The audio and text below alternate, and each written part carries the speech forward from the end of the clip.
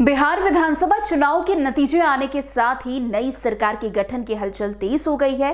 इसी क्रम में आज यानी कि बुधवार को केंद्रीय गृह मंत्री अमित शाह पटना पहुंच रहे हैं। जहां माना जा रहा है कि मुख्यमंत्री नीतीश कुमार के साथ उनकी महत्वपूर्ण बैठकों में मंत्रियों के नाम से लेकर विभागों के बंटवारे और विधानसभा अध्यक्ष के चयन तक कई अहम फैसले लिए जाएंगे। इससे पहले मंगलवार को दिल्ली में जेडीयू के ललन सिंह और संजय झा ने अमित शाह के साथ करीब 3 घंटे तक बैठक की थी। चर्चा के बावजूद मंत्रिमंडल के विभागों और स्पीकर पद को लेकर सहमति नहीं बन पाई।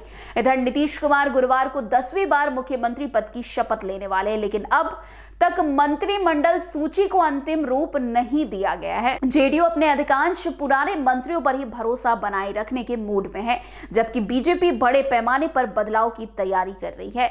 सूत्र बताते हैं कि स्पीकर पद को लेकर जेडीयू और बीजेपी के बीच खींचतान बनी हुई है। दोनों ही दल इस पद पर अपना अधिकार चाहते हैं। इसकी वजह से इस बार सीटों के मामले में दोनों दल लगभग बराबरी पर हैं। जेडीयू के खाते में 85 तो बीजेपी को 87 सीटें मिली है, लेकिन ऐतिहासिक रूप से 2010 तक स्पीकर का पद जेडीयू के पास था, जबकि 2020 से भाजपा इसे संभाल रही है। अब दोनों इस पद पर दावा ठोक रहे हैं। वैसे जानकारी के मुताबिक जेडीयू नेताओं ने मंत्रियों की पूरी सूची और विभागों का पूरा ब्यौरा अमित शाह को सौंप दिया है, लेकिन बड़े विभागों को लेकर मतभेद जो है बरकरार है। इस वक्त नीतीश कुमार के पास ऊर्जा, गृह, ग्रामीण कार्य, ग्रामीण विकास और शिक्षा जैसे भारी भरकम विभाग है, जबकि बीजेपी के पास स्वास्थ्य, पंचायती राज जैसे प्रमुख विभाग हैं। बीजेपी विभागों के नए सिरे से बंटवारे की मांग कर रही है, जिस पर नीतीश सहमत नहीं दिख रहे हैं। नई मंत्रिमंडल में सभी प्रमुख जातीय समूहों को प्रतिनिधित्व देने पर दोनों दलों के बीच सहमति बनती दिख रही है, लेकिन किस दल को कितने मंत्री मिलेंगे इस पर अभी भी स्थिति स्पष्ट नहीं है।